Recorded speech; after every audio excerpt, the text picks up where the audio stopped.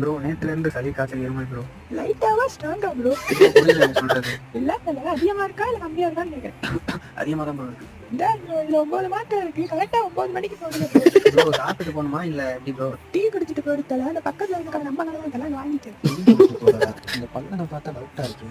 Okay bro thanks. 9 மாத்திரை 9 மணிக்கு.